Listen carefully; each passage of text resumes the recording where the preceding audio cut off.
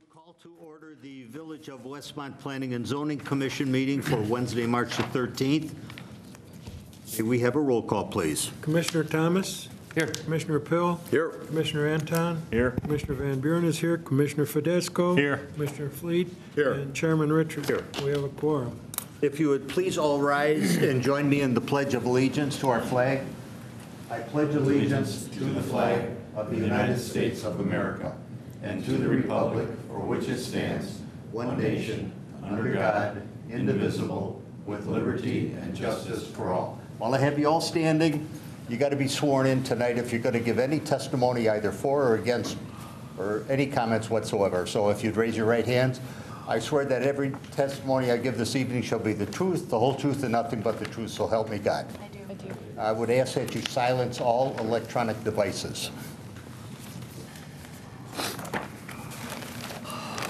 Okay. I'm told we do not have the approval of the minutes of our February 13th meeting, so I would entertain a motion to postpone the reading of the minutes. So moved. Second. Motion by Commissioner Pill, seconded by Commissioner Anton. Question on the motion, roll call, please. Commissioner Pill? Yes. Commissioner Anton? Yes. Commissioner Van Buren votes yes. Commissioner Fidesco? Yes. Commissioner Fleet? Yes. Commissioner Thomas? Yes. Chairman Richards? Yes. Okay, first item, new business, planning and zoning item 13004. Jennifer Hutchins regarding the single-family residential property located at 135 Scott Court for the following. A zoning code variance request to permit lot coverage greater than the 35% maximum allowed in the R3 single-family detached residence district for the purpose of approving a paver patio. Good evening, Ms. Hutchins. My name is Jennifer Hutchins. My husband, Matt Hutchins. Good evening. Before you proceed, since you're aware that you're asking for a variance, so you have to specify the hardship. I have, sorry? You have to specify the hardship. Oh, the that hardship, you're yes, sir. incurring in order to be approved for a variance. Okay. Would you like that first, or just? Proceed any way you see fit. We're asking for a variance in order to keep a patio that we had installed last summer in our backyard. I guess the hardship would be basically the reason why we had the patio installed in the first place, which was that we had been in our house since 2000, so for about 12 years last year, and we really struggled with not being able to keep our yard growing. The quality of our soil is very poor. We had someone come in and look at it, and as I understand, the reasoning behind it was this was a subdivision built by McNaughton back in the late 1999, early 2000, and this property had to be graded, and when they graded, I think he scooped up all the good soil and sold it, and left us with clay and a few sprinklings of dirt. We are the lot that is right next to the retention pond, and as I understand it, the grading went down towards the retention pond, and our lot and the house across the street, we tended to kind of have the biggest struggles with our yard. We had lots of dead spots where nothing would really grow, and we really tried a lot. We watered all the time, probably more than we should. We're composting, we still are, bringing in soil, hundreds of dollars a year and bringing in soil, but it was just too much of a yard to really kind of make a difference. And after years of dogs being muddy and bringing dirt in the house and the yard not looking very nice at all, we hired a contractor to come in and build a patio. The patio that we wanted, it's somewhere, I guess, around 380 to 400 and something square feet. And as we understood it, the permit was valid. We didn't really question our builder when he came and got the permit. And it wasn't until several months later that we found out that the patio itself is bigger than what was approved. And I'm not sure exactly what happened. When I asked our builder, going back through email, he was in Mexico for the winter. He still insists the permit was valid. So I came, I talked to Jill, I looked at the permit, and I saw that it wasn't. So I requested, what can we do to try and fix this? So she's introduced me to this process. The hardship that we had with our property is really, it was quite unattractive, and nothing would grow. We did our best to try and maintain the yard in a way that looked nice for the neighborhood, and it just wasn't working. It was being overcome with weeds. It was very kind of worn out in that back area. We still have some problem areas, but it's a little better now that we have the patio that's back there. I guess that's basically it. I don't know if you have questions. Okay, we'll get to that. Okay. Is there anybody from the public then who will speak on this issue? Okay, we'll close the public comment. Staff, could you enlighten us? Yes, as the applicant has stated, she hired a contractor to put in a paver patio. When we looked and did the calculations, we realized that it was over on impervious surface. So I wrote very clearly on the permit that they could replace the patio as existing, which was about 100 square feet, but they were not allowed to go over that, which the contractor did. And when our inspector went out to do an inspection, he let the applicants know what had happened. So they came in to remedy the situation, and we let them know that they could approach the commission to request a variation. We've also run this by our engineering staff, and there is a detention pond for the subdivision, and so that should be able to handle the slight increase over 40% that the patio would necessitate. Okay, I've been a little confused here. If you could enlighten me. I'm slow. I'm old. They replaced an existing patio. There was about 100 square foot concrete patio previously, and they added the new paver patio is about 416 square feet. There's a circular area, and then there's also a portion that went outside the boundaries of the original concrete patio. Okay, but the permit was for the 100-foot replacement only. Correct. Then how did this contractor get the wherewithal to think that, one, what I have trouble with, the contractor's only going to put in what he gets paid for. If he's got a permit for 100 foot, how is he going to do 480 foot? Well, we didn't pay him for a 100-foot patio. We told him exactly what we wanted.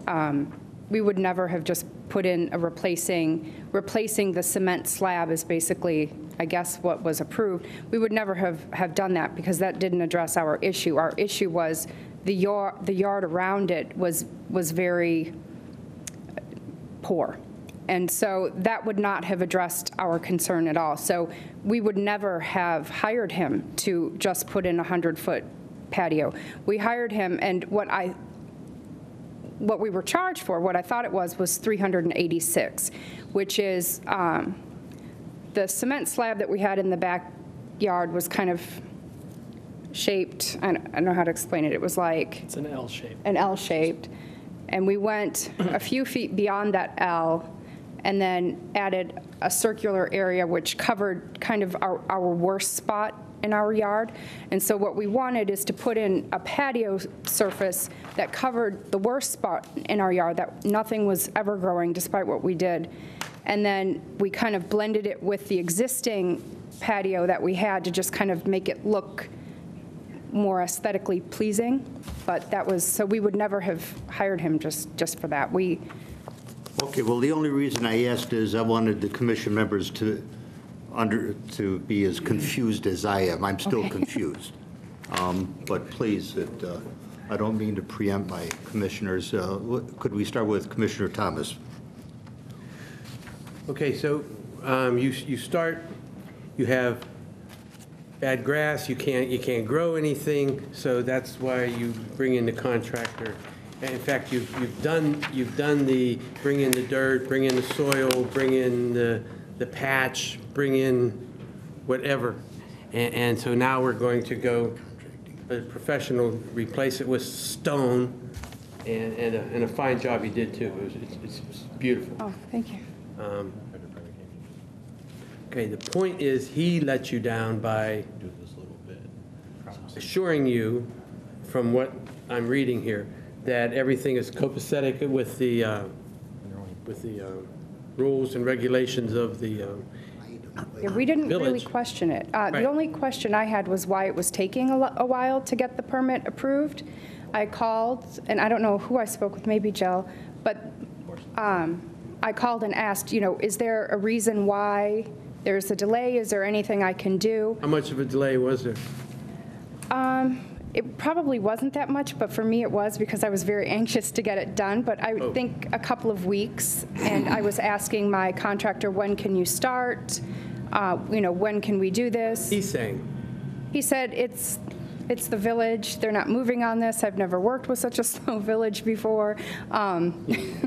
Maybe if you give them a call, they'll move forward. So that's when I called saying, is okay, there so an what issue? is the percentage now? What does the village say the percentage is now? village says- 40 point something. I think about 40%. Yeah, it's about 40.7. Okay. 40%. Okay.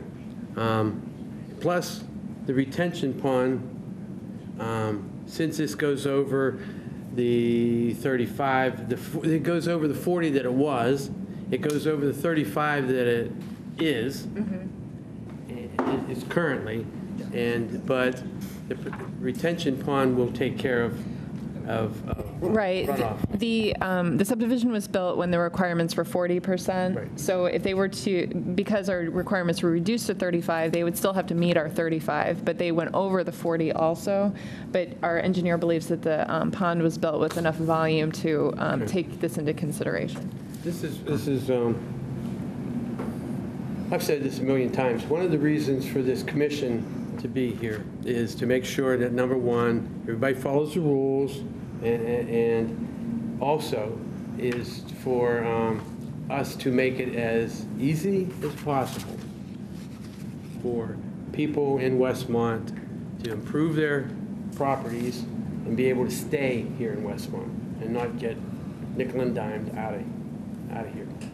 And so I support you, and I think the backyard looks great. It looked better if I would have seen it in the summertime, but it's beautiful. Thank you. That's all I have. Commissioner Bill? Thank you.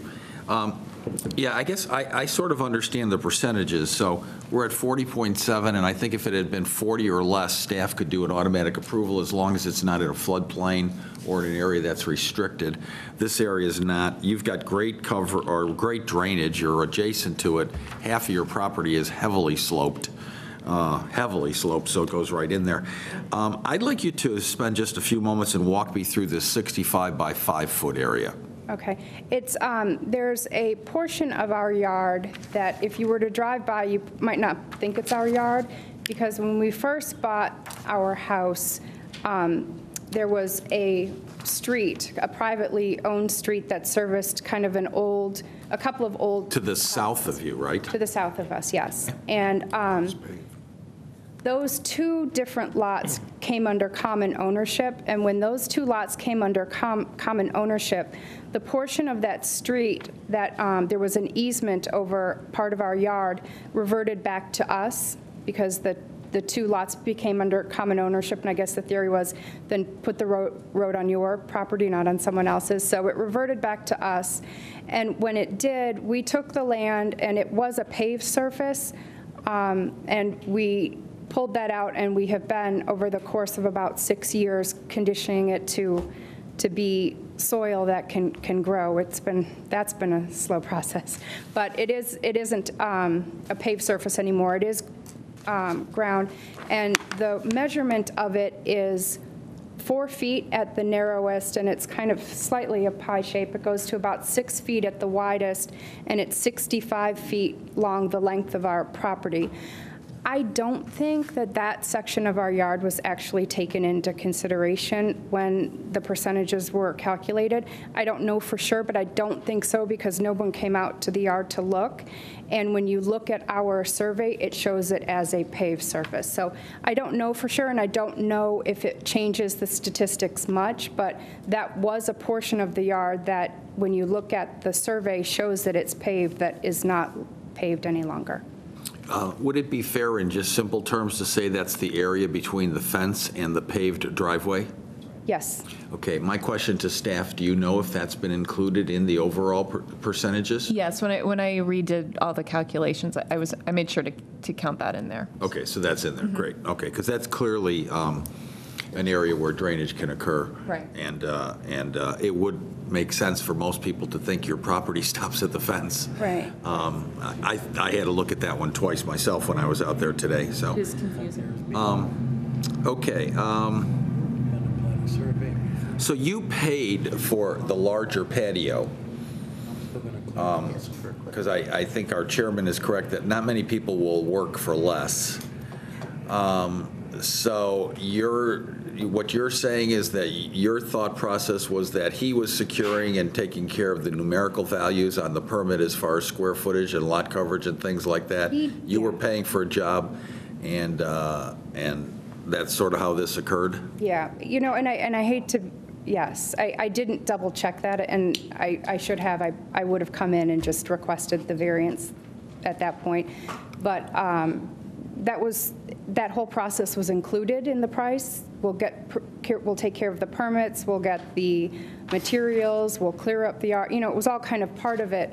And probably just in my excitement to have it done and want it to get done, I didn't really question it. To me, it didn't raise any flags. Our patio really isn't any bigger than most of our neighbors' patio. It didn't even enter my mind that it might be too big, because it isn't bigger than at least 4 of our neighbors' patios. So it really, truly wasn't until someone came to the door months later, there was a sign on the door that it wasn't to code, and I'm like, what?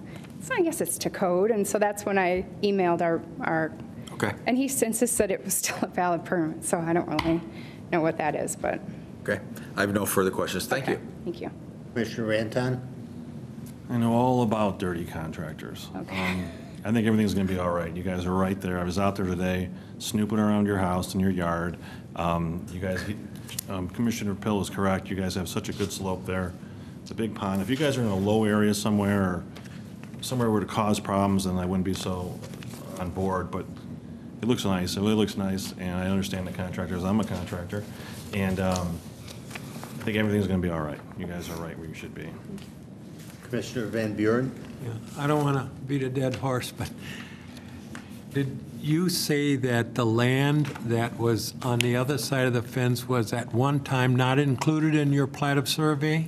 Or was it always in your plat?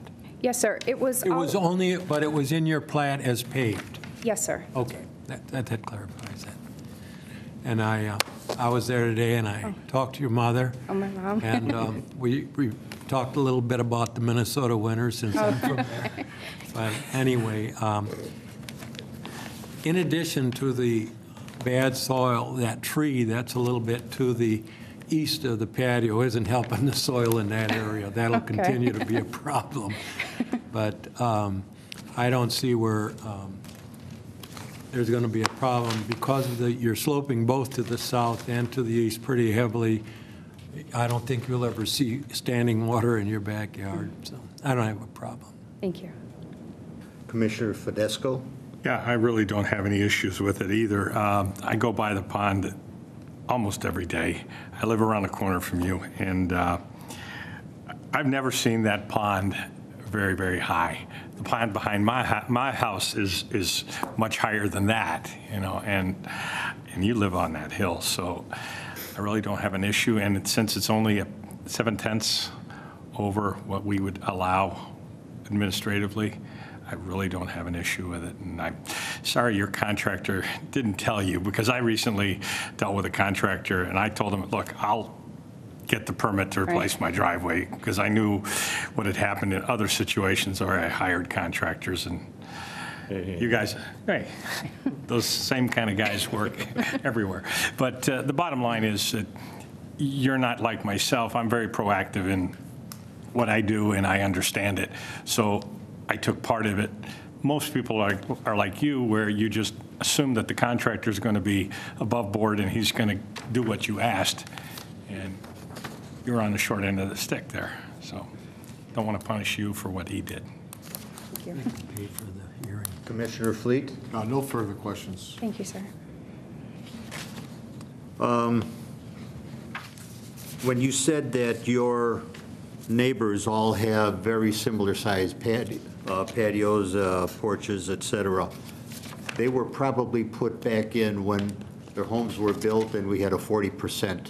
They were put in years before, yes. Years ago. So we were at 40%, meaning that you only exceed by a 0.7, which I wouldn't even have you up here in front of me. The only problem I got is someone willfully disregarded the laws of Westmont, and that's what really bugs me. If it's a contractor, not you, I have no problems with this. I just don't like someone reading our laws and then say, I'll do what I want. That's all. But for 0.7%, I think you're great. Thank you. Okay. No further questions? We need a reading of the findings of fact for a variance.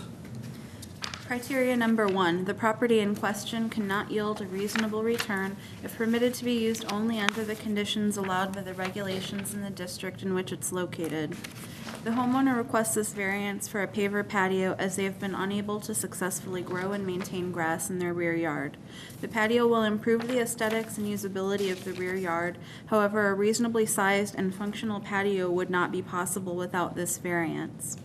Criteria number 2, the plight of the owner is due to unique circumstances.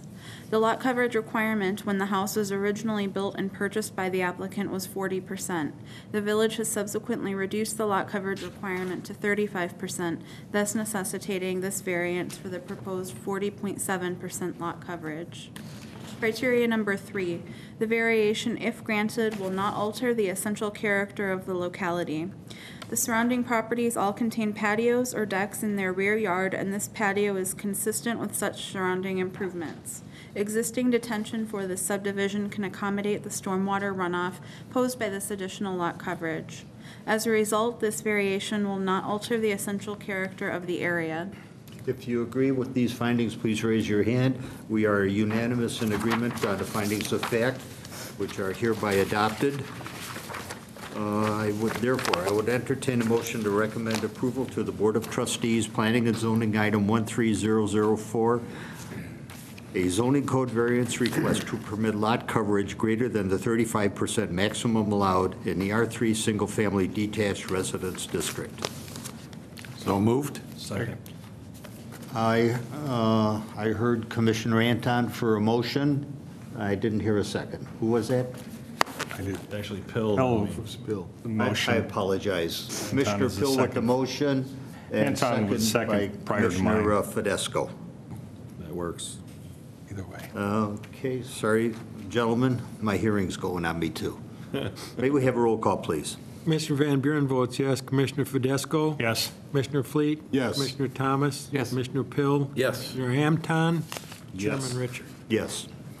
All right, you have our approval, and staff can tell you when you go before a Thursday evening committee of the whole. Thank you. Okay, Thank good you. luck to you. Planning and Zoning Item 13005, Thomas McCabe of Space Co. with Heartland Commercial LLC regarding the property located at 1170 35th Street, Westmont for the following. A, zoning code variance request to reduce the required front, side, and rear setbacks for a vacant lot in the OR Office Research District for the purpose of constructing a parking lot. B, site and landscaping plan approval. Good evening, sir. Good evening. We're here tonight to try to get a variation for a parking lot at the northeast corner of the Quail Ridge Office Center. We're at 35th and 83 there. This piece of property was owned, our client just purchased the property. We've tried, or other people have tried different things on that property. I think the biggest problem with it is the utilities to get out there because it's up in the corner. So our client has done maybe too good a job in bringing new businesses into town, and so we need more parking for the office complex. So we've looked at several different plans over the last couple of years, and this seemed to be the most logical solution to our parking issue. And so what we did was purchase that piece of property, we're proposing to put a parking lot in that'll go out onto 35th Street. And then that parking, is about 75 parking spots, that'll service that far building in the office park. The couple things that it does for us, obviously it adds more parking. It also opens up that side of the park so that people can pull in over there. The office building that it's going to serve, right now you've got to work all the way through, wait for cars backing out, pulling in, and you get all the way back into the corner. So, You should be able to refer to Okay. these. got it? Okay. So we're looking at this proposed parking lot up in the northeast corner. And then, again, right now for cars, they come in off of Pasquinelli, they circle all the way back through, they get up into the cul-de-sac, and they access the building here. Now we're going to be able to come off of 35th Street. We've got 75 parking spots here. They can access right into the building. And again, a couple things that does, it makes it much easier access to get to those rear buildings. It also alleviates some of the traffic going out onto Pasquinelli. So now these cars can go directly out onto 35th. So we're splitting the traffic a little bit. We've got a traffic report that we submitted that talks about that. And then, like I said, also that helps orient some of those buildings on the north side out to 35th Street. We also have we realize 35th is in Oak Brook. So we've applied for a permit there. They've given us a permit. We're just waiting for these few approvals here, hopefully, and then we can pick that permit up. So You're talking about a curb cut permit? correct. That's correct. We've submitted the plans. Obviously, we submitted the plans to the Village of Westmont. We also sent over to Oak Brook. They had a couple comments. We addressed them, and they called, said the permit's ready to get picked up. So from that angle, we're getting approval, or we're getting at least acceptance of this from them. As far as the variations are, there's a 75-foot setback off of Route 83. If you do the math, it takes about half the parking lot away. If we go 30 feet off of the right-of-way in the front, that takes probably a third of what's left. And then on the south side, the reason we have a 0 lot line there is because the southern probably quarter of the parking is actually on the larger lot. Because again, we have the LLC that purchased the piece has some of the same owners, but not all the same and the same percentages in that. So that's why it's kept as a separate lot, but in essence, it's the same people that own both. So it's similar to back when we did the Mercedes parking lot, if you remember, where we took that with the Village's well property. We made it one big parking lot, so we couldn't do the setbacks, otherwise it would be odd to have a 30-foot or a 10-foot landscape right through the middle of the parking lot. So those are the reasons for our variations. Okay. Is there anybody who will speak on this on the public? We'll close the public comment. Staff. As Mr. McCabe stated, the parking lot would be very unusable if it had to meet the required setbacks. Obviously, the 75-foot setback from Route 83 would pretty much decimate the site. So we're supportive of the setback variations. Our engineer has reviewed the detention, and the existing detention pond should be able to handle the runoff, which Mr. McCabe is doing the calculations for that. And we think that this will be a good use for the site. Shannon can speak to several failed attempts from previous developers to do a number of interesting proposals. The commission will also remember a few proposals over time, mixed-use project for office and residential, multi-story project. We also had a senior living facility a couple of years back, but the run to get the utilities is over 700 feet and just extremely cost prohibitive. There's been a lot of difficulty in getting this site developed. Just the fact that you got the permits from Oak Brook is a good sign that we finally found something that they're on board with too. And this seems to be a good low impact use for the site. Okay. We'll start with Commissioner Fleet, if you will. Are there any provisions for lighting the parking lot? I believe we're going to light it as the same as what's out there. And the, I'm sorry, what does that mean? Same as, We'll use the same as the existing parking lots in the office park. so, Same lights, same fixtures, same Right. candle. Hours? Pardon me? Are there hours for the lights? It would be probably 5 to 9 o'clock at night, 10 o'clock. I don't know what the existing office park has currently. Rick, do you know? Regular business hours? Okay, regular business hours. you probably would need a cutoff for the ordinance end time when the lights would have to turn off, just because I know there are some residences nearby and we don't want, Right. yeah, light pollution, so. And I believe one of our comments was the request for a photometric plan, so we'll review that and ensure that Provide that's. photometric study, okay. okay, and the sidewalk coming in, is that going to be, will there be lights along that? So if we are in an evening? Right. And it's ADA accessible? No, Yes, like it that? is. Absolutely. Okay, no further questions here. Commissioner Fidesco?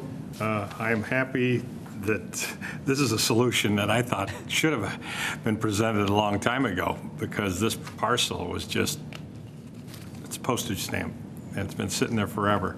And I always thought that it would be a great addition to the complex, but it wasn't under the same ownership. Now at least there's quasi same ownership, Correct. you know. So I think it's a great idea. It fills in that dead spot and solves your problem too. Right. Okay. Don't have any issues with it, thanks. Commissioner Van Buren? I do think that this was, we found out, is pretty impossible piece for development. For several reasons, not only its size, but the accessibility from 35th. If Oak Brook wasn't happy with whatever was going there, they immediately would refuse the cut. And then the other being the utilities. It's not, parking lots are not good revenue producers for the village, since it's not a paid parking lot, but I guess we weren't about to get anything from it any time, so I don't have a problem with it. So, Commissioner Anton? I agree, it's probably a good use for that particular parcel. I wanted to put the tower over it facing Oak Brook, says Westmont Tower, but who else wants to do it? So, no, good luck with it. Thank you. Commissioner Pill? Just a couple of clarifications. So at the south end of the parking lot, how close does that parking lot then come to the building? I think it's about 10 or 15 feet. Okay, so it's We've got pretty a close. sidewalk that goes around the handicap stalls, and then between the building and the parking lot, and then the sidewalk wraps around and ties into the existing sidewalk here. Okay. And then how close do you end up actually being to Route 83 then? I can't really tell that from the drawings that we were provided.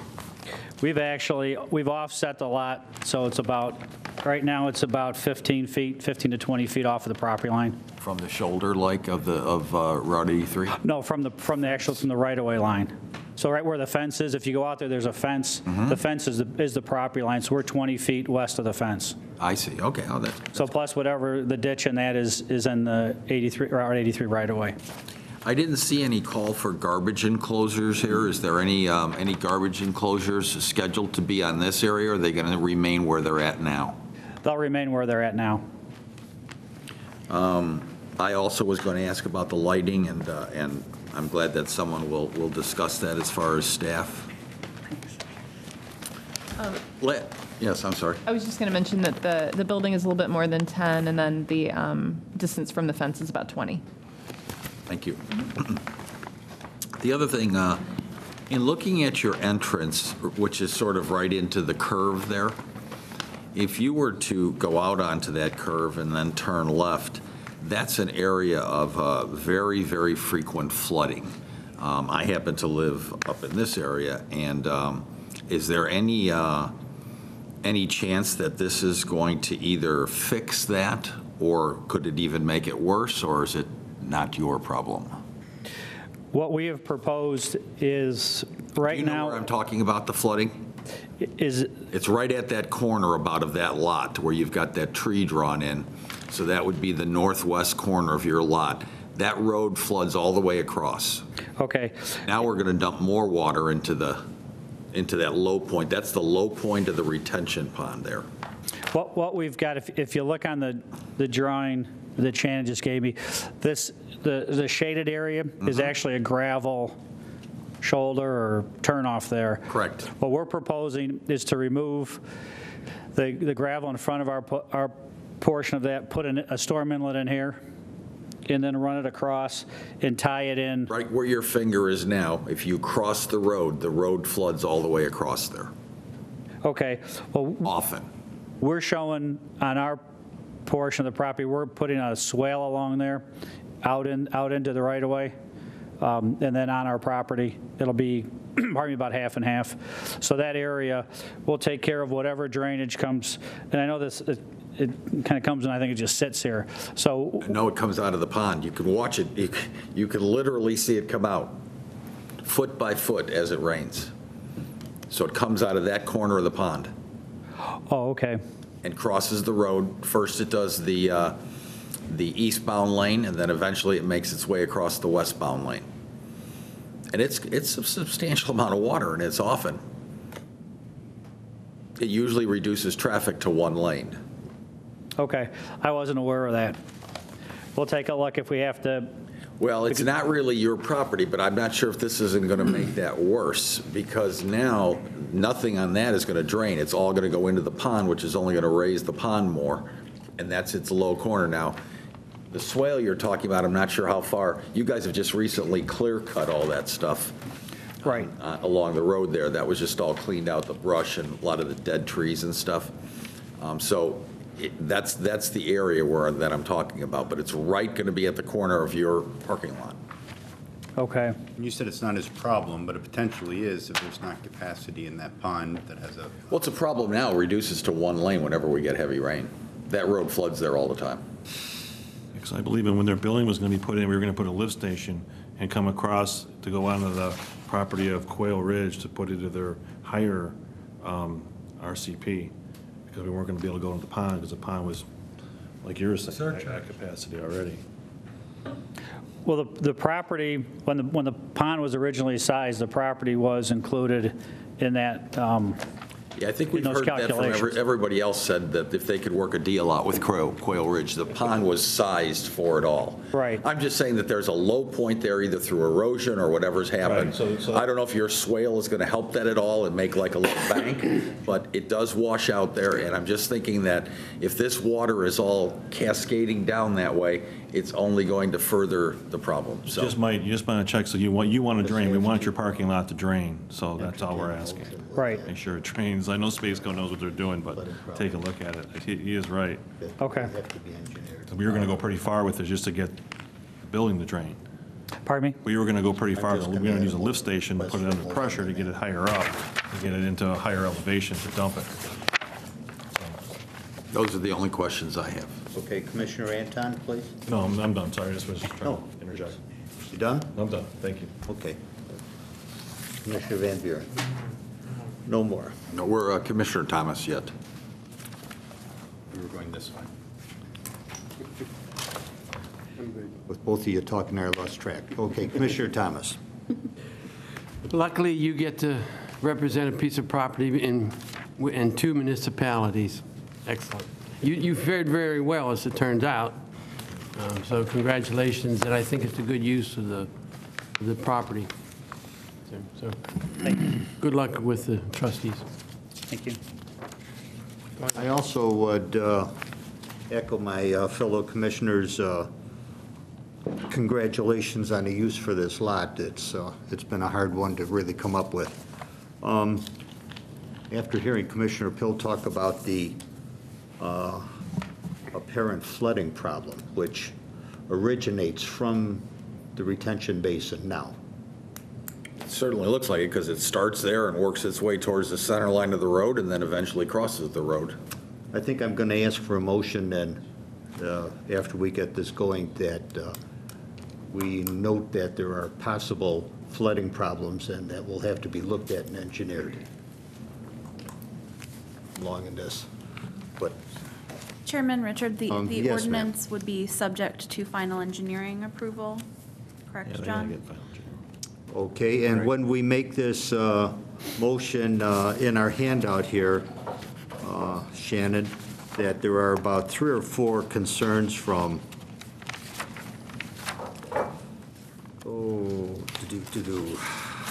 Village staff, I think. village staff, from Bob Fleck, The arborist. from Yater. Jonathan Yater, and then Planning from engineer. Kim Nicole. So if we could make those Yes, those as are part comments of that the must be final, addressed as part make of sure the that that's all permitting. addressed?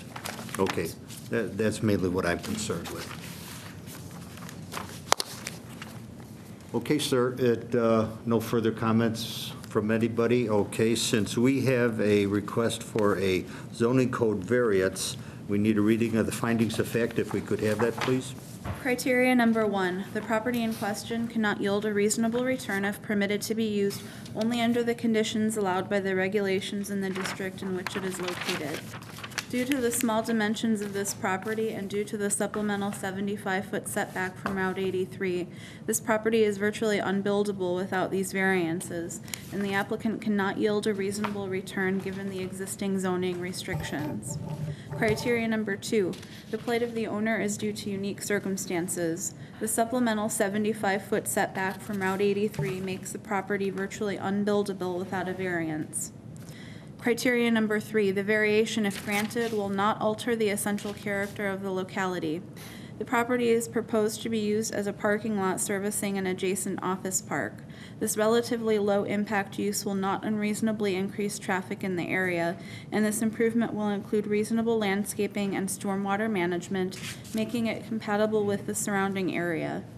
If you agree with these findings, please raise your hand. We are unanimous in agreement. The findings of fact for a zoning code variance request are hereby approved and adopted. I would entertain a motion to recommend approval to the Board of Trustees, Planning and Zoning, item 13005. Item A zoning code variance request to reduce the required front, side, and rear setbacks for a vacant lot in the OR Office Research District for the purpose of constructing a parking lot. So moved. I heard Commissioner Van Buren for a motion. Who seconded that? Second. Commissioner Thomas with the second. Question on the motion.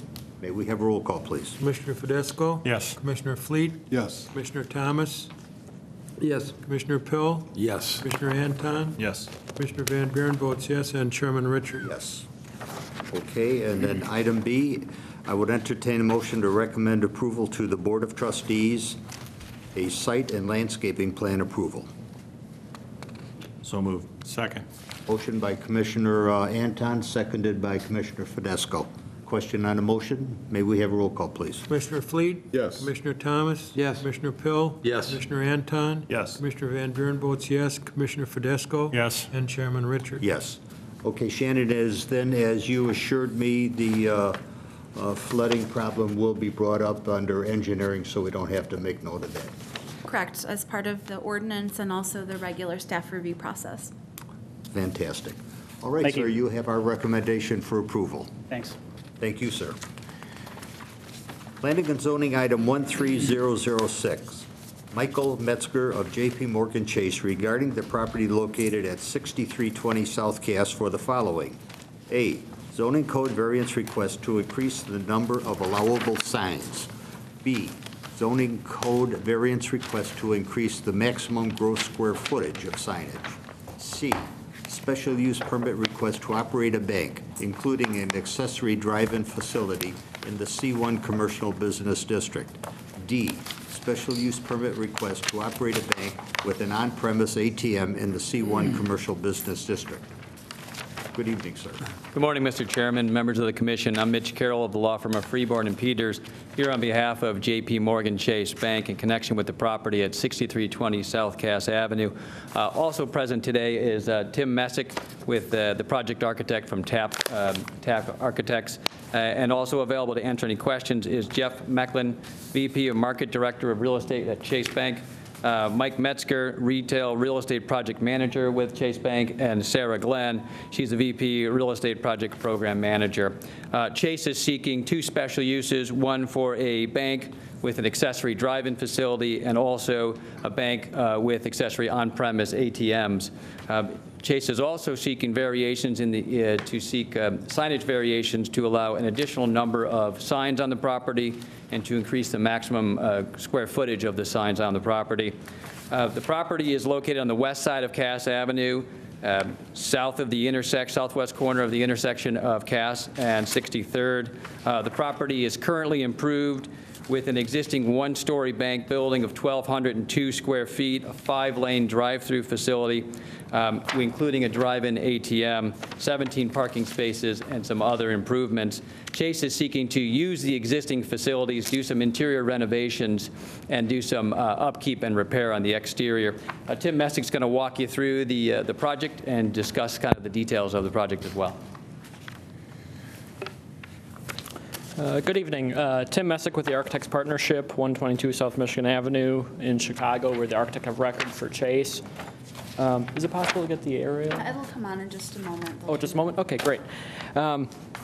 We are proposing a full-service banking center at this location to replace the what used to be the existing Fifth Third banking center, which has been vacant for a number of years.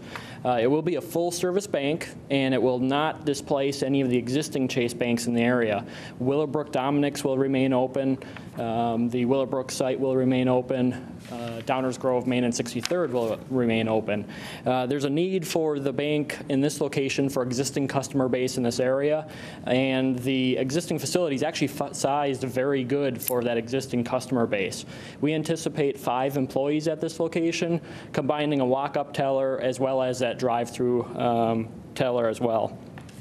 The hours for the facility will be roughly 8:30 in the morning till 6 at night, Monday through Friday. We also have hours on Saturday, 8:30 till 3. The drive-through typically is about an hour additional each way. So it's about 7:30 in the morning till 7 at night.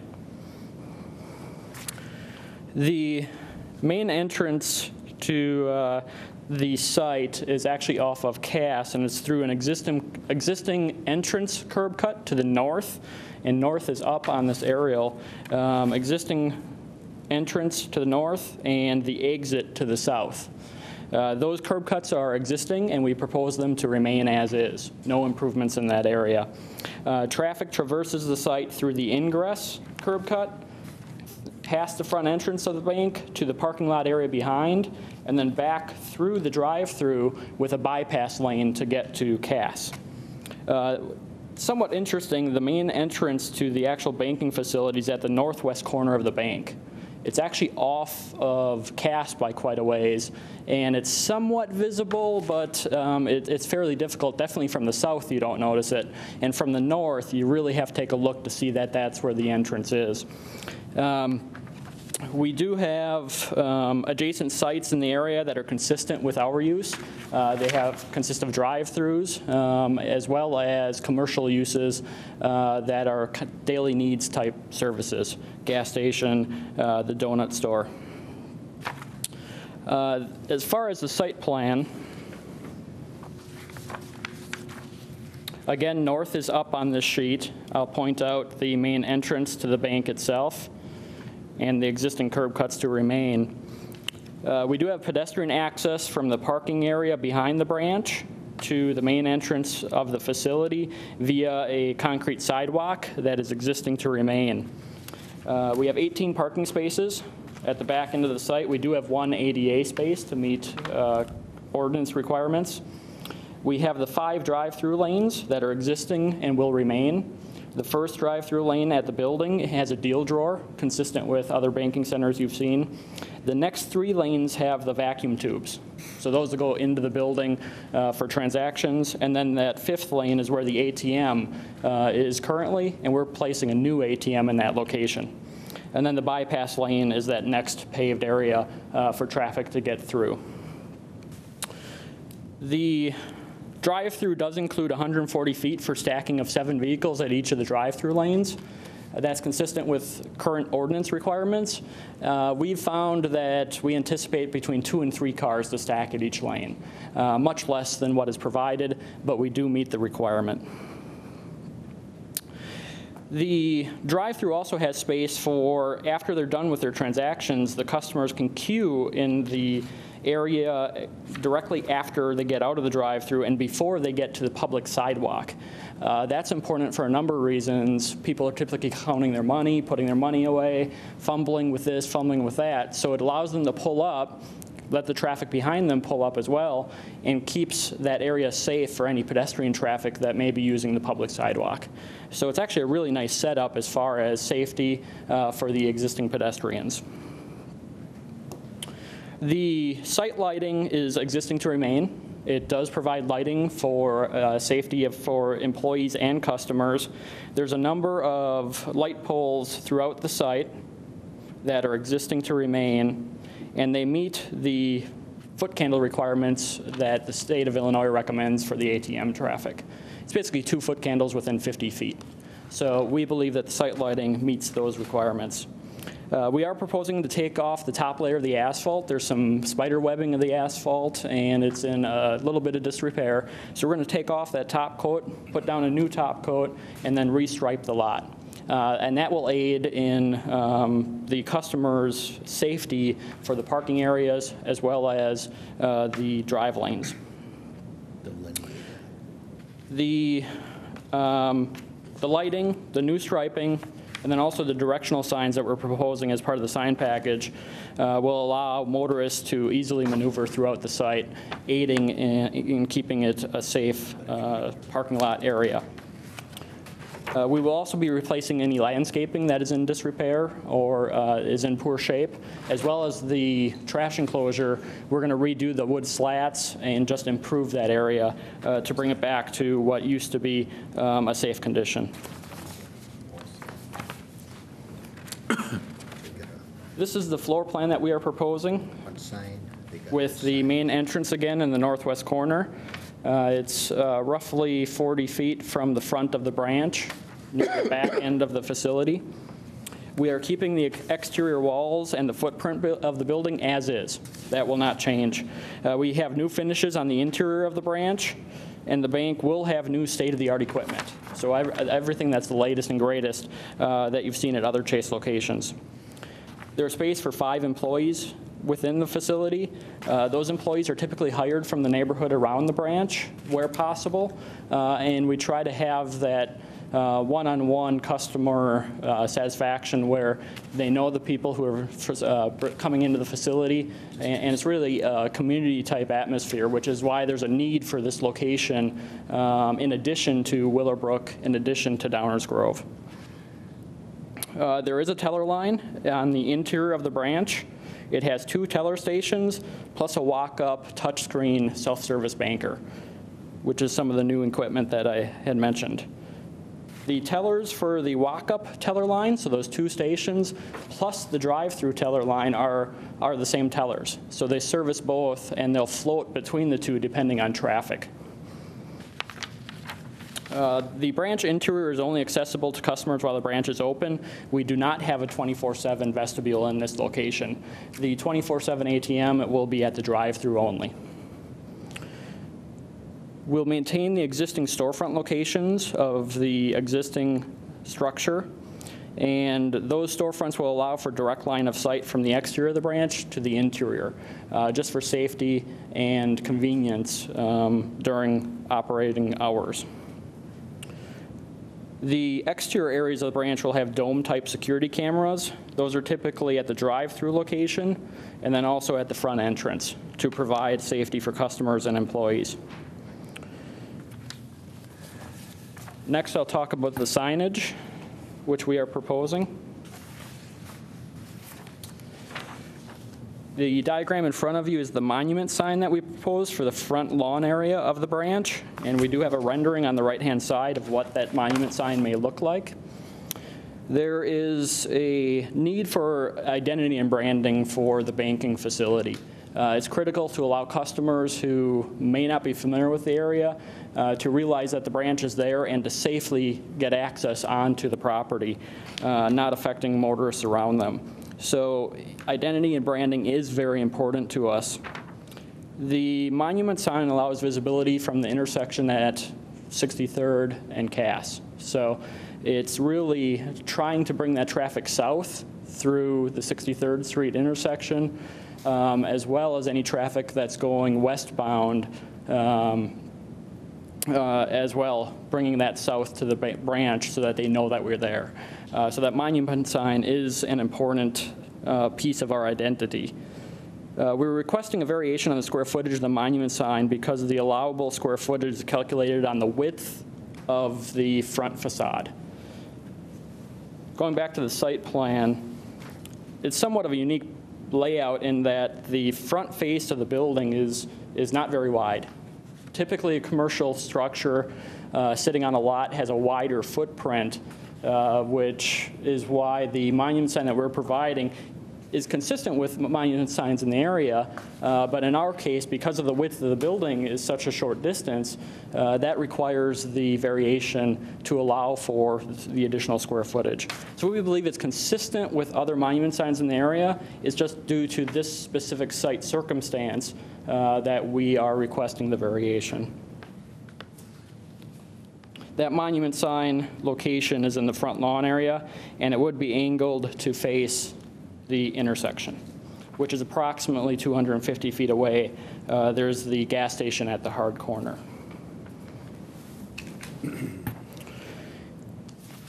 We're also proposing two wall signs for this location. The main wall sign is on what I'm calling the front face of the building, which would face west. It would face Cass. And that is the standard wall sign that you would see for the majority of the commercial structures in the area. What we're actually requesting a variation on is the second wall sign that is being placed over the front entrance. And the reason for that second wall sign is we have that front entrance to the main entrance to the bank that's tucked to the side corner of the facility. So we just want to make sure that everybody is aware of that location and not that it's an employee entrance or it's not signed correctly where the customers don't believe that that's the entrance. We want to make sure they know it's there, and we've sized that signage accordingly. We've sized it with the gable ends of the roof in mind. So it's really sympathetic to the architecture, and it's consistent with what we would see elsewhere in the community for commercial buildings. I'll be available to answer any questions or concerns, as well as the Chase people as well, and I'll hand it back to Mitch just for some closing remarks. Thank you. Thank you. I think that's all we have. Okay. Will there be any public comment on this issue? Seeing none, we'll close the public comment. We'll go to staff. I've passed out an updated sheet from the staff report, which shows the additional wall sign. I didn't include the square footage in the original staff report, so I wanted to make sure that that was added. It's 9 square feet, which is right above the second door. So I just want to make sure that was clear. I apologize for missing that. And the police have no concerns about the special use for the ATM and the drive-through. And this, as the applicant noted, it's a very narrow frontage for the building. When you look at it on the aerial, it looks much wider, but that's just because of the drive-through. The building itself is very narrow, which means that they're not allowed much square footage for signage. Okay, we'll go with commissioners. Commissioner Thomas? Seems to be a win-win. They might as well have just built a bank for you to take over. You have, of course, some improvements you need to make. It would have been costly to put something else there. You would have had to tear down the structure net. It's a win-win for you guys. You can improve it without building from scratch and still have all your bells and whistles and put in your technology, you know, that the other place didn't have. I agree with the sign. And for the location, coming from the south, going north, you wouldn't know it was there. Your signage makes sense. Your request makes sense to me. And I'm glad we don't have to tear it down, and something presentable will be at the location. Welcome. Thank you. Commissioner Pill? Thank you. I too think this is a pretty good idea. It's an unused, empty spot, and I think the facelift will help improve the site. Are you planning on purchasing this property? Is it something that Chase will actually own then? Yes, there are two properties, and Chase is purchasing both. That was going to be my second question. I understand that there are two properties here. The north entrance is one, and so you've been able to either get letters of intent or something where you'll be able to simultaneously purchase both? That's correct. I have no other questions.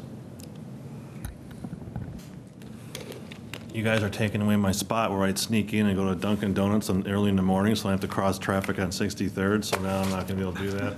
It's unfortunate. We have a special lane but I'll for give you. it up. Yeah. Give it up. Could you give him a note? Yes. I'm usually earlier than you guys anyway, but no, I think it's great you guys chose a spot. Appreciate the time and work. And my note was going to be the parking lot's pretty beat up, and I like that you're going to resurface it.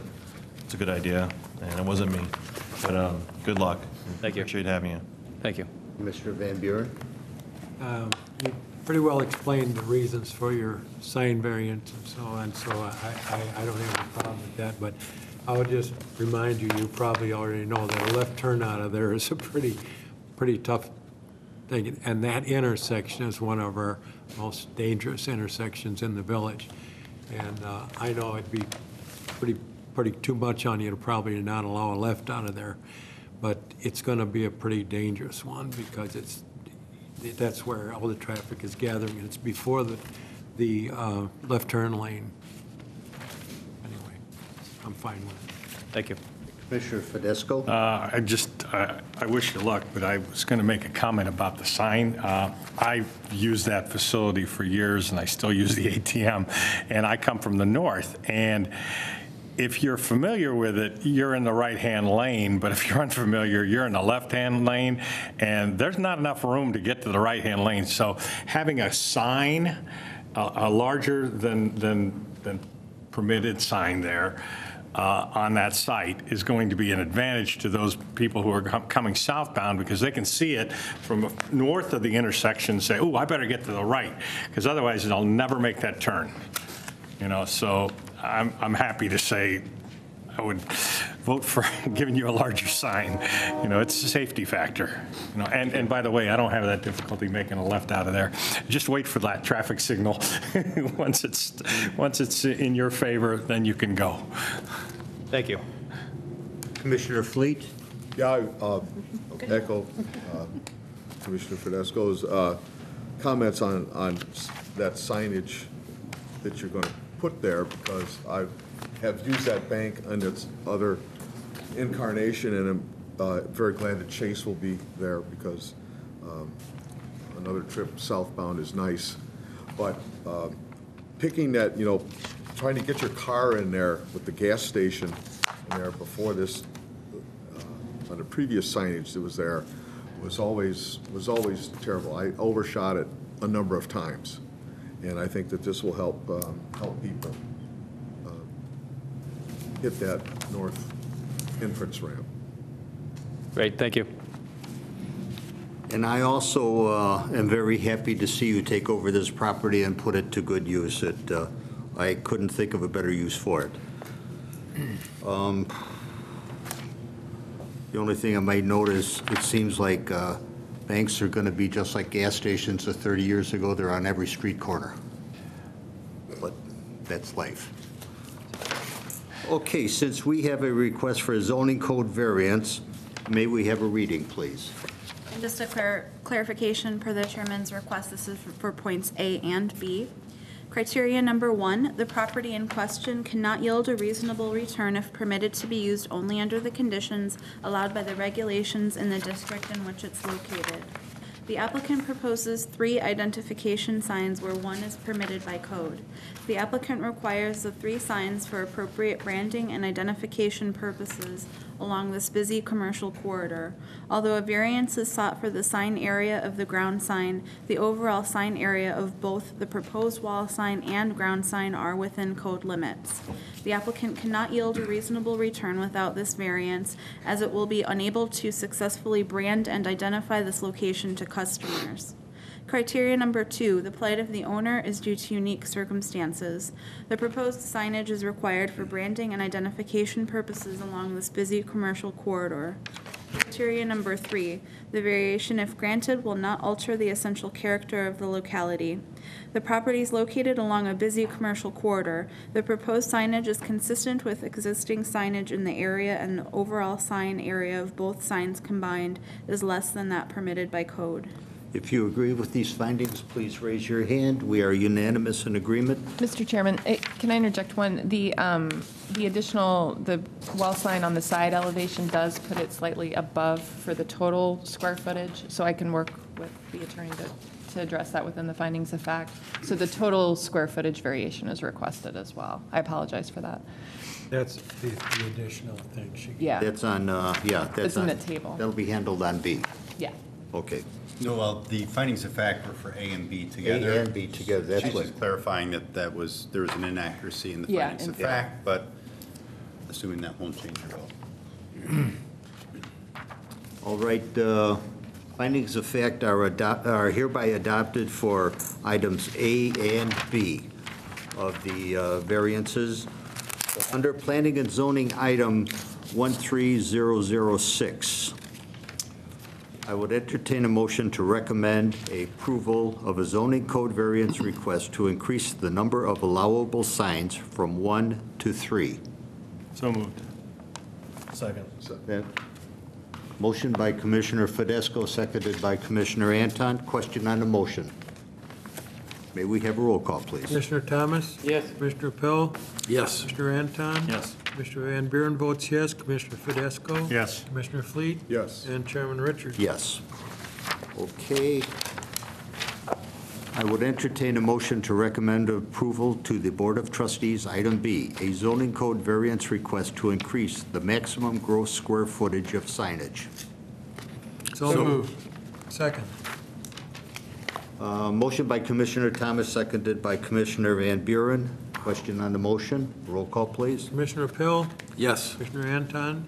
Commissioner Van Buren votes yes. Commissioner Fidesco? Yes. Commissioner Fleet? Yes. Commissioner Thomas? Yes. And Chairman Richard? Yes.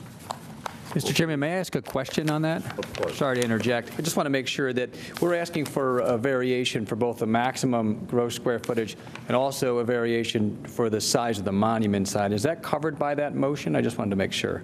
It is. So That's my A understanding. covers the number of allowable signs. Right? B covers the maximum gross square footage of signage, which was all signage Includes- combined. Okay. In total. Now, originally, it was written up by staff only to apply to the ground sign, but that's now been clarified, and Yes. the vote was premised on that. Thank you. And the ordinance will reflect that. Thanks. Okay, we have a special use request. May we have a reading of the findings of fact, please? Criteria number 1, that the establishment, maintenance, or operation of the special use will not be detrimental to or endanger the public health, safety, morals, comfort, or general welfare. A previous bank with a drive-through facility operated from the property in the existing building without incident.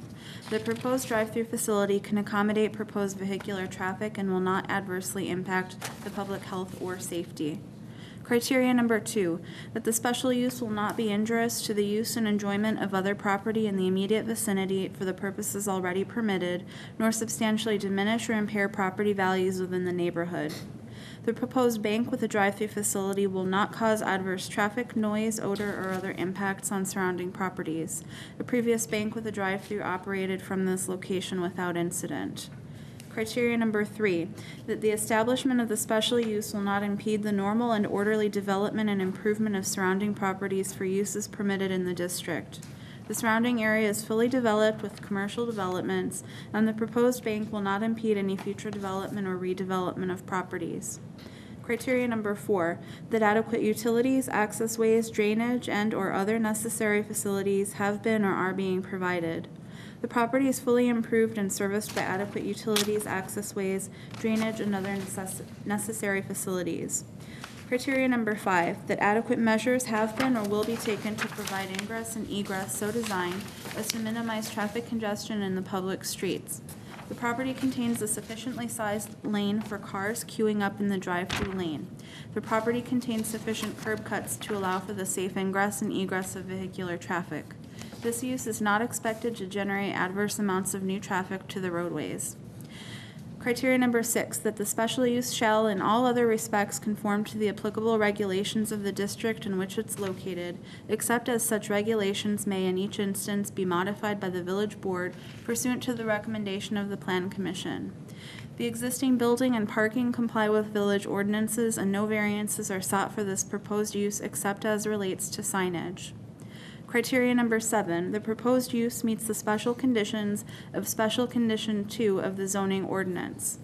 The proposed bank with a drive-through facility will not cause appreciable traffic congestion or hazard to pedestrian safety. A bank with a drive-through facility previously operated from this location without incident. The property is serviced by adequate roadways and sidewalks. The bank will provide sufficient off-street parking and a sufficient queuing lane for cars using the drive-through facility. If you agree with these findings of fact, please raise your hand. The findings of fact are unanimously approved for a special use. Therefore, I would entertain a motion to recommend approval to the Board of Trustees, a special use permit request to operate a bank, including an accessory drive-in facility in the C1 Commercial Business District. So moved. Second. It sounded like a motion by Commissioner Pill, seconded by Commissioner Fidesco. Question on the motion? Roll call, please. Commissioner Anton? Yes. Commissioner Van Buren votes yes. Commissioner Fidesco? Yes. Commissioner Fleet? Yes. Commissioner Thomas? Yes. Commissioner Pill? Yes. And Chairman Richard? Yes. Okay, may we have a reading of the findings of fact for a special use, please? Criteria number 1, that the establishment, maintenance, or operation of the special use will not be detrimental to or endanger the public health, safety, morals, comfort, or general welfare. The drive-through ATM will not endanger the public health or safety due to security cameras and other sufficient public exposure which will deter potential crime. The second ATM will be located within the bank building and will be accessible only during business hours with property security measures in place. Criteria number 2, that the special use will not be injurious to the use and enjoyment of other property in the immediate vicinity for the purposes already permitted, nor substantially diminish or impair property values within the neighborhood. The presence of 2 ATMs will have no adverse impact on surrounding properties. ATMs previously existed at this location without incident. Criteria number 3, that the establishment of the special use will not impede the normal and orderly development and improvement of surrounding properties for uses permitted in the district. The presence of 2 ATMs will not impede the ability of surrounding properties to develop or redevelop. Criteria number 4, that adequate utilities, access ways, drainage, and/or other necessary facilities have been or are being provided. The property is fully improved and serviced by adequate utilities, access ways, drainage, and other necessary facilities. Criteria number 5, that adequate measures have been or will be taken to provide ingress and egress so designed as to minimize traffic congestion in the public streets. The property contains a sufficiently sized lane for cars queuing up in the drive-through lane. The property contains sufficient curb cuts to allow for the safe ingress and egress of vehicular traffic. This use is not expected to generate adverse amounts of new traffic to the roadways. Criteria number 6, that the special use shall in all other respects conform to the applicable regulations of the district in which it's located, except as such regulations may, in each instance, be modified by the village board pursuant to the recommendation of the Plan Commission. The proposed ATMs and the existing building and parking comply with all other village ordinances, and no variances are sought for the ATMs except as related to the signage for the bank. Criteria number 7, the proposed use meets the special conditions of Special Condition 8 of the zoning ordinance. The 2 proposed ATMs will contain adequate surveillance and other security. The interior ATM will be accessible and open during regular business hours. The village has not experienced adverse crime or other impacts associated with similar ATM uses. If you agree with these findings, please raise your hand. We are unanimous in agreement for the findings of fact for special use, which are hereby adopted. I would entertain a motion to recommend approval to the Board of Trustees, item D, a special use permit request to operate a bank with an on-premise ATMs in the C1 Commercial Business District. So move. Second. Motion by Commissioner Van Buren, seconded by Commissioner Anton. Question on the motion, roll call, please. Commissioner Van Buren votes yes. Commissioner Fidesco? Yes. Commissioner Fleet? Yes. Commissioner Thomas? Commissioner Hill? Yes. Commissioner Anton? Yes. And Chairman Richard? Yes. All right, sir, you have our recommendation for approval, and staff can tell you when you'll go before a Thursday evening committee of the whole. Thank you very much, everybody. Thank you, sir.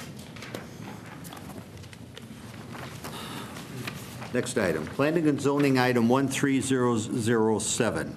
Avram Winfield of Westmont Real Estate LLC regarding the Westmont Nursing and Rehabilitation Center located at 6501 South Cass and 635 East 65th Street for the following. A, variation request to expand an existing non-conforming nursing home in the B2 General Business District. B, site and landscaping plan approval for a 42,250 square foot nursing home and parking lot expansion. Good evening, sir. Good evening, Mr. Chairman. My name is Daniel Weiss. I'm one of the owners of Westmont Nursing and Rehab Center. My brother-in-law and my partner, Avram Weinfeld, couldn't be here this evening, so I'm here instead of him. I also have Douglas Barron, who's my architect, and he'll be making the presentation to you after I say a few things. We're requesting the variation, the variance, because our current existing building is in need of modernization. It's a building that was built in the late 1960s, early 1970s, with 3 and 4 bedrooms. We need to do an addition so that we can convert our 3 bedrooms and 4 bedrooms to 2 bedrooms and to some private rooms as well. And so we're hoping that we can do that, and we can also modernize the exterior of the building and the inside of the building as well. It'll help with our resident recruiting, getting more residents with our clientele. It'll also help the current level of care that we provide to our current residents and improve the quality of life for 200 residents that live in our current building. Would you please speak to the hardship necessitating a request for a variation? The hardship that I would say right now is that our current property and our current facility doesn't allow us to recruit or to retain a resident population, to attract residents to come to us in order to compete in the current market and in order to provide the level of care that we have to provide according to the regulations. We really need to modernize our facility and change our rooms from 3s to 2s. And 4s to 2s. I think I could also suggest to you perhaps that being as you're in an existing B2 business district, which you're not allowed to be in, since you're an existing facility already, to do anything, it's an extreme hardship on you. Yes, it is. I'm glad you agree. Thank you. I'm going to turn it over to Mr. Barron right now, if I could. Good evening. Let's see, get this on here. I apologize, but in the event we go past 9 o'clock, which I'm hoping we don't, I have a meeting on the north side at 9 o'clock, so I'm hoping that I can make it to that. If not, I'll do it on the phone, but I might have to leave just before that, so if we don't finish, I apologize. If I walk out, it's for no other reason but that. Guess I should be brief then. Very good. So this is the existing site plan. The existing facility is a 2-story, 55,000 square foot nursing home with approximately 215 licensed beds. As Daniel explained, there's a series of 4-bedroom, 3-bedroom resident rooms, as well as 2s and 1s. And the 4s and the 3s are not desirable. They're difficult to attract residents in that manner. So So the existing facility is on the zoned B2, and the parking lot here to the east is R3. And to get the variance, we're requesting the variance to expand the existing non-conforming use for the nursing home. Let's see. To the south here, there is the Falcon Plaza. Thank you, Falcon Plaza, right, correct. And it's a very, to the back side of this, it's a very barren wall. It's just a CMU block wall. It's painted. So the addition is proposed to be,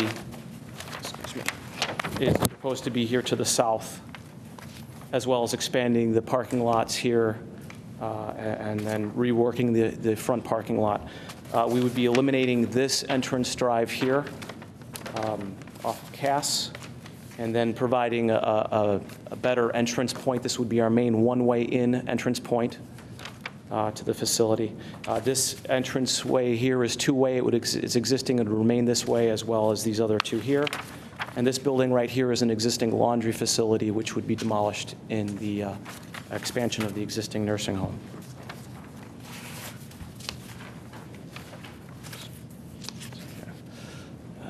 The site plan is turned different direction here than the previous, but so this is to the north on this end. So the new addition to the nursing home is one story in this area here, with a basement under this portion here and a second floor just in this one section here. One of the main features that we're trying to achieve in the addition is to provide the residents with more activity spaces, more dining spaces, et cetera. It's a problem right now, as we've discussed in our meetings with ownership, that residents don't have places to go. So this addition will provide them with activities, places to go, places to interact with other residents, with their families, et cetera. And so that's one of the main goals that we're trying to achieve. Additionally, I'd like to add that we did also receive the reports from Westmont, and we've already taken steps to begin to accommodate the requests, such as the entrance drive here to work with the fire truck. It's now diagrammed out as a 50-foot turn radius to the outside, and I believe the requirement is a 45-foot approximately, as well as some comments which were made about the sidewalk along, this way, along 65th. So we've begun to take note of these comments and already correct them. Let's see. Additionally, another comment was to provide a photometric study, which we did, which is here. And similarly, this is the existing parking lot in the back, which is existing to remain, and our new parking lot expansion in the southeast corner, and then reworking the front. We would have a zero lot line photometric so as to not spill light over on the neighbors. And I think the only other item I have to discuss is the rainwater, stormwater detention. I forgot to mention that back on here, is that in expanding the parking lots, as well as building an impervious surface with the buildings, we would need to accommodate the additional stormwater detention. And so the new parking lot here at the back would have a stormwater detention system buried underneath it, and that would be tied into to the front parking lot, which would also have a stormwater detention system along here.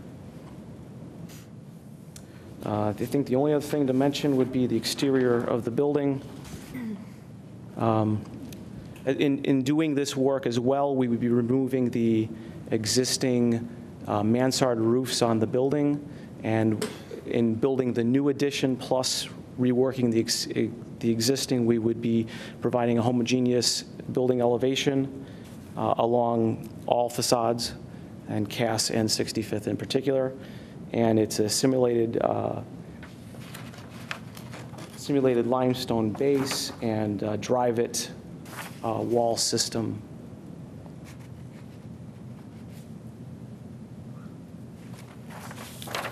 Is that going to require a Can I just say one thing? My name is Stephen Sussholtz. The stormwater not only is sized for the new addition, but it's sized. Okay. Yeah, excuse me. Okay, okay. A little nervous, yeah. Okay. Shall we request a paramedic? You okay, Doug? Gentleman doesn't look too well. Let's take a recess for a moment. Yes. Let's take a recess for a few minutes. 10-minute recess.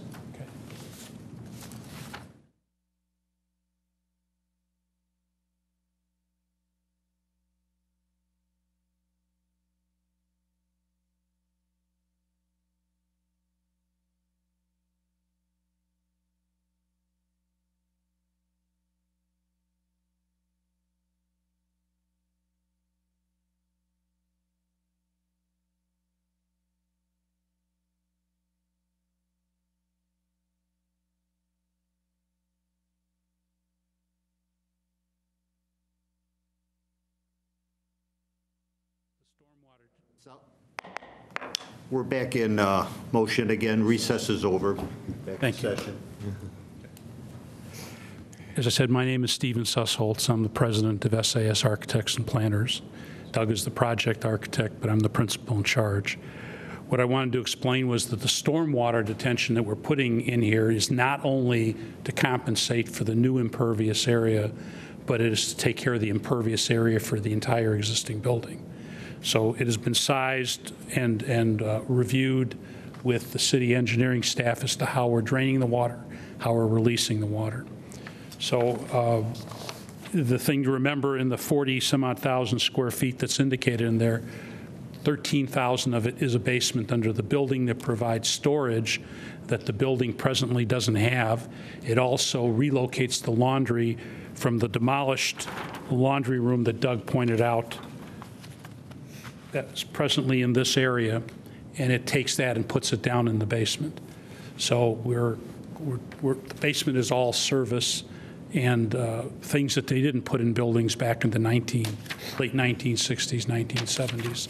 And then we're refacing the entire outside of the building to change the appearance of the building, because those of you who have seen it, it's got this mansard roof coming down to about the first floor level, and it goes around the building. So we're going to remove all that, put a new face on the building, tie it in with the new design, and present a new building to the community. There's no impact on the surrounding communities, because this building has been here since the late 1960s, 1970s. We have a commercial building to the south, and we have residential on the other side of the parking lot, which is elevated from this site. So the parking lot to the east is elevated from this site, and this home is elevated from there. So we've designed this. Tom is from Spaceco, is our civil engineer, and he's designed it so we're taking any water we're getting from the property to the east and running it over to the drainage toward the north. So if there are any questions, I'm here to answer those questions. Okay, well, seeing nobody in the public, we'll close the public comment. Okay. Staff. With regard to the drive-it comment that was just brought up by the village attorney, we would need to see solid masonry on the facade, but otherwise you can ask the board for a waiver for that. So Okay. that's something that we can discuss later. The applicant has been very responsive to comments. As we mentioned earlier, we've been sending comments to the architect as we receive them, and then they've been updating the plans as we go, so we expect a very smooth permit process. This should help make more room for the residents that are at the existing facility. They are not adding additional beds. This will just provide additional room, and it will provide an attractive street presence with the new architecture, new landscaping, and the heavy screening to the south to Falcon Plaza. So.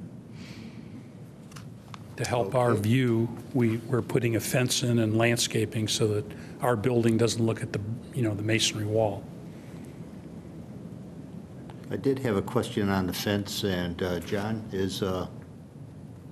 Yeah, it's a 6-foot fence in a residential district. It's a 7-foot fence maximum height in a business district adjoining a residential district. So 7's as high as you can go, and you Okay. show 8, I think. But we can grow trees that are taller than that, right? Go crazy with That's trees. our intent, Trees are good. to get some evergreens that'll help screen that wall, or we can paint the scene on it if they don't mind. We just need to hide that great building. Yeah. You know, as long as we had that roof, we didn't have to hide it, but now that we're gonna get rid of that, we gotta hide that great building. So back by the place, the daycare center where their play school areas in the backyard, you show an 8-foot fence, you'll be able to do a 7. Yes.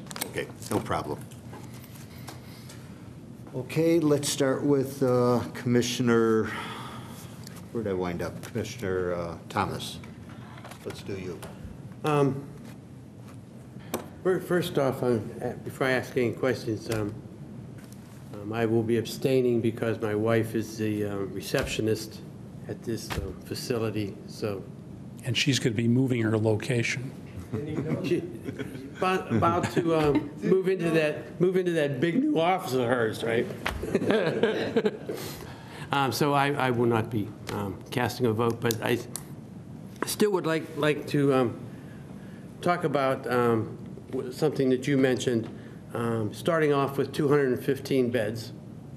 And when this is all said and done, you will have how many beds? 215. 215. I think that needs to be stated again, that we are not making an addition and just jamming more beds in there for your bottom line. And having now a mother who is in a facility similar to this, the activities are all important. And it's just not about how many bodies you can get in the facility. And I welcome your addition. The 215, on sheet G101 in the legend, zoning legend, we indicate what's existing and what'll end up when we're done. It says 215, so it'll stay the same. We thought it was a typo. That's okay. Both of us, they were like, what are they doing? So That's all I have. it's impressive. Okay, Commissioner Pill. What kind of time frame will this project take? To construct, the actual construction period would be about 12 months. So it's about a From when year. it starts. The fortunate thing here is you can build the building without disrupting the existing facility. There's one stair that is in this corner that we have to work around so we can exit out of the building. But other than that, the two don't tie in together. And can you walk me through that little grassy area in between the center of the buildings? Here? Yes. Well, this is a big open area, and we're going to turn it into a patio. That's sort of where the patio is now, right? Sort of, but not. There's also like Yeah. almost like a creek coming through. Yeah, There it was a lot of water today runs going through there. runs from here to here, and then it runs around like this over to a manhole, and then ties in someplace over here is where the storm sewer is. So we're going to enclose it. You're going to be able to access it for the residents to an enclosed, protected area. There'll be an access from the corridor here out of this area. It'll be an access point here so they can come and use it. And where it's going to be drained, so we're not going to, collect water in there. And it'll be a new garden area for them. But it's totally enclosed on all four sides. Now it will be. It will be, right. Yes, From a correct. security standpoint, that's Yes. sort of nice then, so it can be used at any time then. And it's not going to be covered, No. okay? The old area designated in the colors by, I guess, the lighter tan color. This area here? Yes. Will that then undergo a renovation also on the inside or just the outside? There are some areas where we're going to renovate, primarily where my finger is on the first floor. This is the old front entrance, so that's no longer going to be the front entrance. There's a therapy area, a little therapy area in there. We are creating a 2,000. The dining room is straight off of that, right?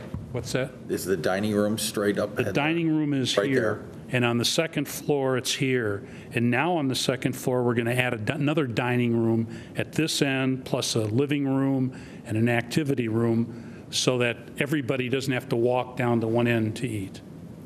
and there'll be a single elevator that'll access from the basement through to the second floor. So this area, interior-wise, will be remodeled. And on the second floor, I think similarly, there's an area in there that may be remodeled, but right now we needed to get the big picture taken care of. Yeah, I didn't know if the 4s and the 3s had to be remodeled to change them. No, we're just going to take a bed out. So now, you know, 1 or 2 beds out, so the rooms just get bigger. Because in today's market, you can't, it's hard enough to fill a 4 with the diversity in patients, male and female, or not people not getting along, but nobody wants to be in a 4-bed room today. It's like that So somebody will have middle seat on the a real airplane. deluxe too. Okay. Well, I think this is a great idea, and just like Commissioner Thomas said, there's a lot of money going into this project to make it more comfortable for your residents. And to fix up the appearance And to to the make the community. appearance look better, which is also good. It does have a dated look to it, it's obvious. And I like, we didn't have the color drawing, so I didn't have a chance to see it in color, but it looks, from the drawings anyway, it looks like it's going to be very nice. I wish you luck with it. Thank you. Commissioner Anton? I want to echo Commissioner Pill. When we first saw it, and we were talking about it a little bit, can't believe you weren't adding beds. That's amazing in this time and place in the world. It seems like everybody's just after money. I think it's commendable. And I'm glad you're taking down the laundry place. I think I bumped into it with my truck this afternoon. So I turned around and some guy was like, You're "Hey, what are you starting the doing, jerk?" demolition early without a permit. There you go. We try to help. But no, it's I think it's impressive. Good luck with it. I don't really have any questions. I was really worried about stormwater. I know Space Code, they're good, so. One of the things you should notice when we take this down, right now, all the parking is facing toward the building, and these are all patient rooms, so you're getting Lights. car headlights. We're pulling it all away from these patient rooms so that we have a green area and not a parking lot facing the patient rooms, and the parking lot this way faces the service wall. No questions, no further. Thank you. Commissioner Van Buren? I think that plan looks great, and I would echo the comments made by my fellow commissioners. Good luck. Thank you. Commissioner Fidesco? I don't have any questions. I think it looks great, the new concept. Wish you luck with this. Thank you. Commissioner Fleet? Just review the new, how you will handle stormwater. Okay, right now, there's, the only stormwater collection is this flows into an area approximately here, goes down a gully, and works its way over to here. We're going to put a stormwater structure under this additional parking lot. It's called the storm trap. All of this water will run to the storm trap, and from there, we're going to have a gravel bottom, I think. We're going to have a gravel bottom, so some of it will go down into the ground. The remainder will come out this way and flow through a graded area over to a manhole, a storm drain manhole. That takes care of the backside. It also picks up the water that's coming from the neighbors in this direction that flows overground, picks that up and carries it over to there. The front will have almost the entire parking lot. Under the parking lot will be another storm trap, and that'll pick up all the storm drains that are coming, the roof drains that are coming off this building, all the roof drains that are coming off of the new addition, as well as whatever water is calculated over the paved area. And you see we're kind of straightening out this area. It'll all go into that storm trap, and then it'll be piped over right about where my finger is. This is where the storm inlet is presently. So it'll all be piped over to there. So we're getting, not only are we're storing the water that the new addition impervious area would create, but we're taking the impervious area for the entire project. Okay, thank you. That's it? The only question I have, of course, this is a sprinkled building. Yes. Everything is sprinkled. Sprinkled building, non-combustible, fire detection, smoke detectors, fire alarm systems. Okay. It'll all be submitted to and approved by the Illinois Department of Public Health. And my compliments to you on the improvements you're going to do on the facility. It's very much appreciated and needed. It'll be interesting when we take the Mansard's office to I what's may wind underneath up in it. there one of these days. I My don't know. family has owned this facility for 20, 30 years, and the reality is that we want to own it for another 30. So we want to continue to provide care to the residents of Westmont as best we can in this day and age. If our relatives had to go into a facility, they wouldn't want to be in 3 bedrooms. So we look at what we want for our relatives, and that's what we're doing. So that's what we're doing. I commend you for what you're planning. Yes. And where exactly is the new receptionist area going to be? There is an actual lobby, and this is the front door. There's a vestibule, and then she would be in this area right here. It's going to be a It multi-story. won't be cold, it won't be hot. Right, and it'll be air conditioned, and it'll have a She'll probably nice. give you some feedback on that. Yes. I think it says throne room. Or is that the basement? I forgot. Yes, yes. All right, since we have a variation request, may we have a reading of the findings of fact, please? Criteria number 1, the property in question cannot yield a reasonable return if permitted to be used only under the conditions allowed in the regulations in the district in which it's located. As a legal non-conforming nursing home use, reasonable upgrades, expansion, and modernization are virtually impossible without this variance. The applicant cannot yield a reasonable return and function as a modern nursing home under the current zoning regulations. Criteria number 2, the plight of the owner is due to unique circumstances.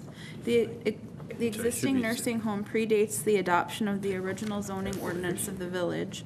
The proposed expansion and upgrades are required to comply with nursing home standards and regulations. Criteria number 3, the variation, if granted, will not alter the essential character of the locality.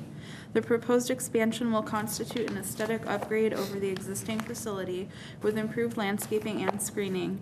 The additional parking will reduce parking congestion on adjoining streets. The expansion and modernization of this existing facility will not alter the essential character of the neighborhood, which is largely commercial in nature. If you agree with these findings, please raise your hand. We are unanimous in agreement with Commissioner Thomas abstaining. Okay, the findings of fact for a variation hereby adopted and approved. I would entertain a motion to recommend approval to the Board of Trustees, Planning and Zoning Item 13007, Item A, variation request to expand an existing non-conforming nursing home in the B2 General Business District. So moved? Second. Motion by Commissioner Pill, seconded by, I'm sorry, I didn't hear, Commissioner Fidesco. Question on the motion, a roll call, please. Commissioner Fidesco. Yes. Commissioner Fleet. Yes. Commissioner Thomas. Abstain? Commissioner Pill. Yes. Commissioner Anton. Yes. And Commissioner Van Buren votes yes, and Chairman Richard. Yes.